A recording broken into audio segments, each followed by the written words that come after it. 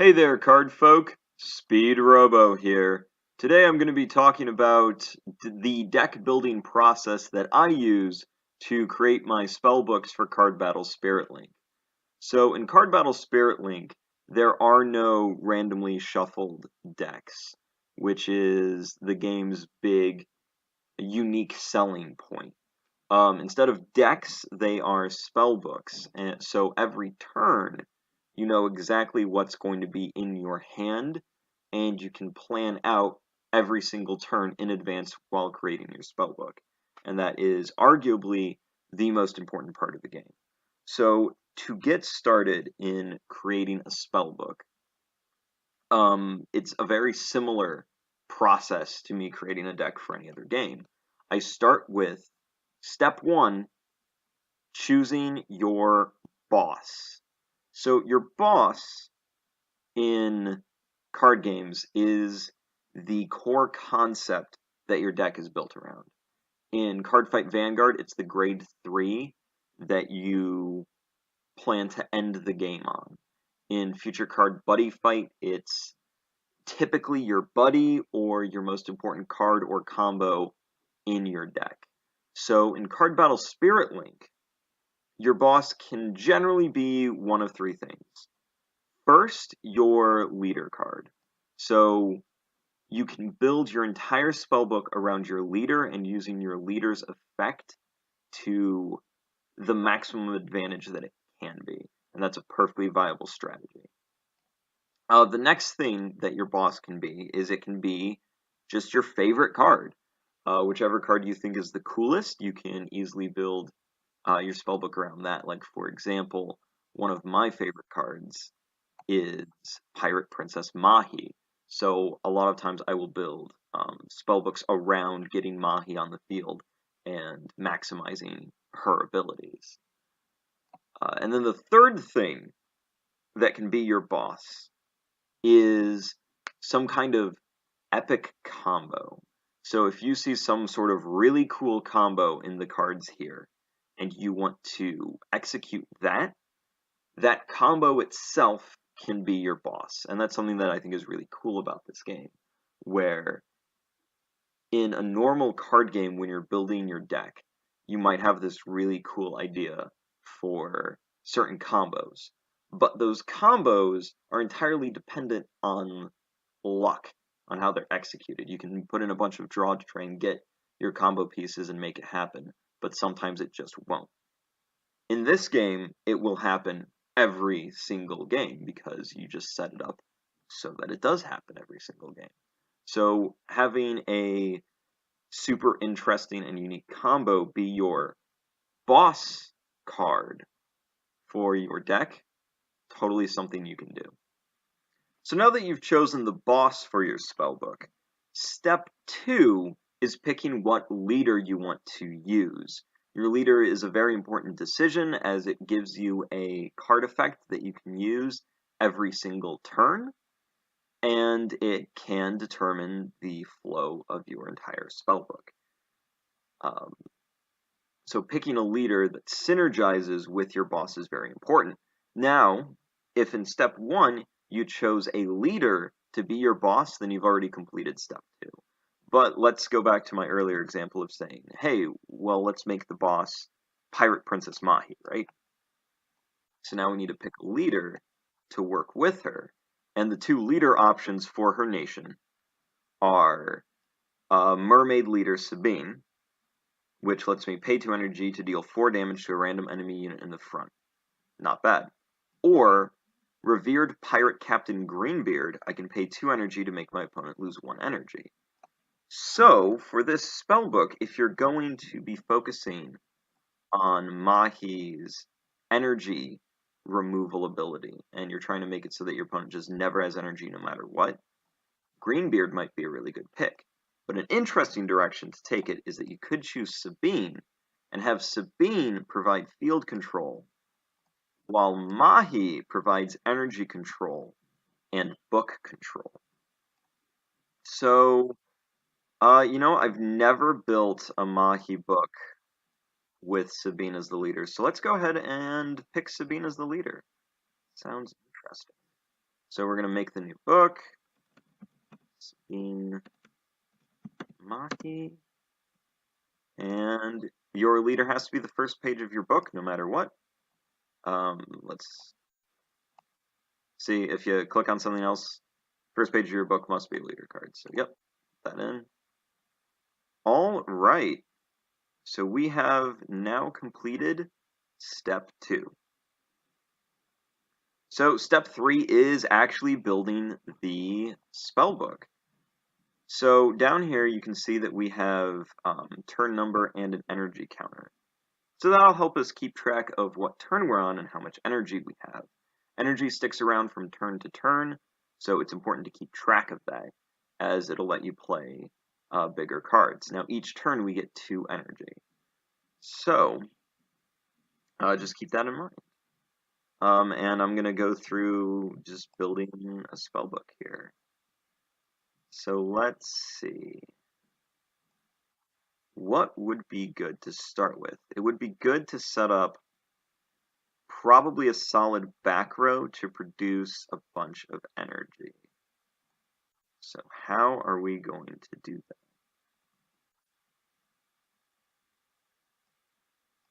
Let's see. I have an idea. What if we use Helmsman Salmo, enter front, draw the next pirate, and then we do buried treasure to set our energy to 2. So as you can see, since we put in Helmsman Salmo, our energy has been decreased by 1 because she costs 1. And buried treasure will set our energy to 2. So since Helmsman Salmo draws the next pirate from our spellbook, let's put in Galley Master Tuna. Plunder, gain 1 energy. Plunder skills trigger when you activate a skill that reduces your opponent's energy. So let's put that in, and then we can play Salmo, Tuna, and then buried treasure to give us 2 energy. So we give ourselves 2 energy. That's the end of our first turn. Turn 2. We now have 4 energy on this turn. So what are we going to do with 4 energy?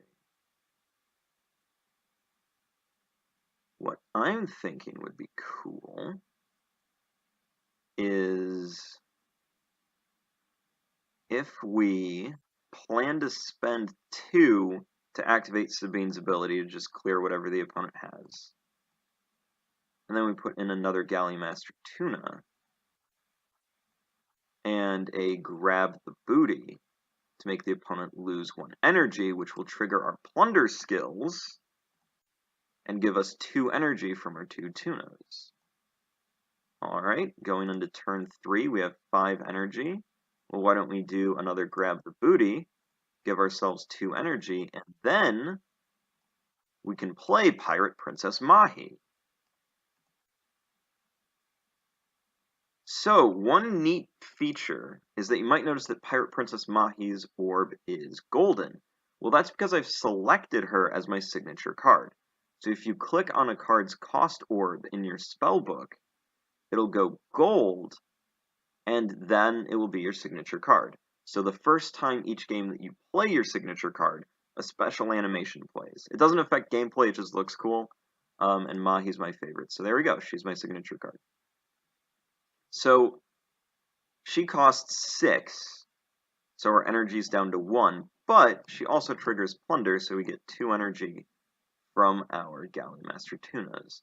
And that's going to be that turn. Going into turn 4, we have 5 energy again. What do we want to do with that?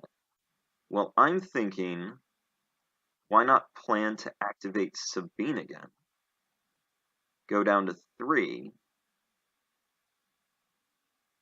Then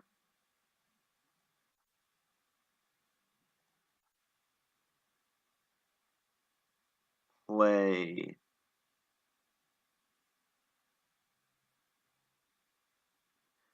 board the ship. Do a little more control there, and then flush away. Just have a control turn. That's neat. I like that. Next turn we have 2 energy. Well, what do we want to do with that? Well, why don't we play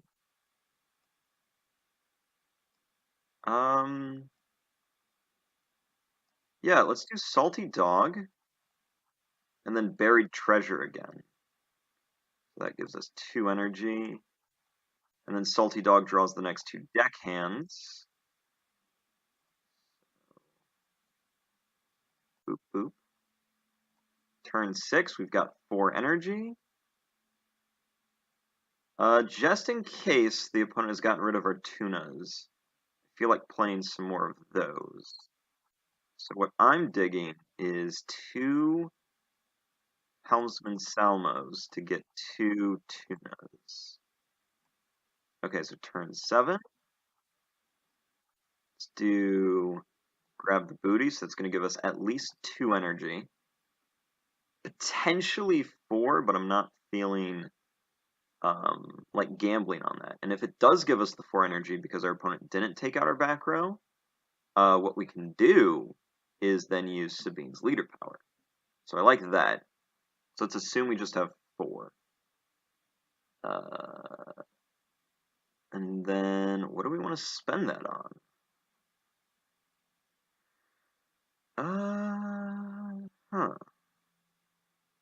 What do we want to spend it on? Spend it on something cool. That's cool. Or we could just save it for another Mahi. Oh, I like that. Let's do that. Save it for a Mahi. What do we want to do?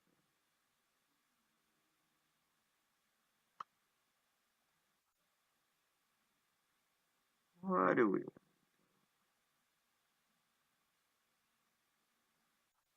We're saving it for Mahi.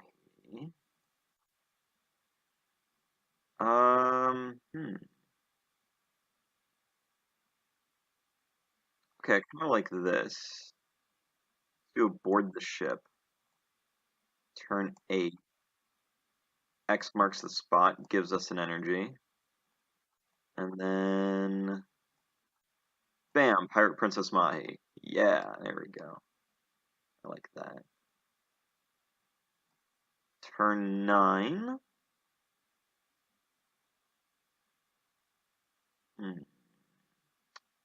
What do we want to do?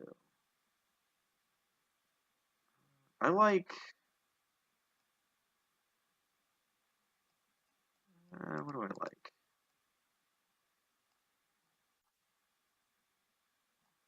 I like Hammerhead. And then one of these, which gives us 2 energy. We've got 4 energy. You know what I'm feeling? I'm feeling... we just drop a board wipe on them. How about that? Turn 10. How about another Salty Dog and a Buried Treasure, which gives us, whoops, deck hands. And then on the last one, we've got 4 energy, 2 betas. There we go. There is 1 built spellbook. Click save. Okay, so now that you've built your spellbook, the last step is testing it. And a great way to test out your spellbook is to go here and play arcade mode. So arcade mode will randomly match you up against one of these sample books controlled by the AI. And this is a great way to just make sure that your book works as intended, that you didn't accidentally miscount your energy or anything. And let's play it out.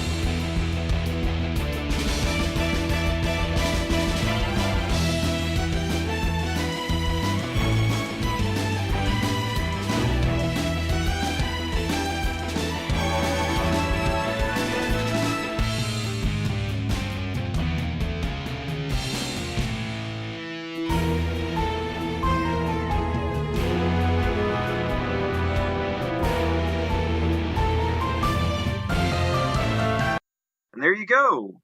That's the whole book building process for you that I go through in Card Battle Spirit Link. Hope that helps you out. If you have any questions, feel free to leave them in the comments below.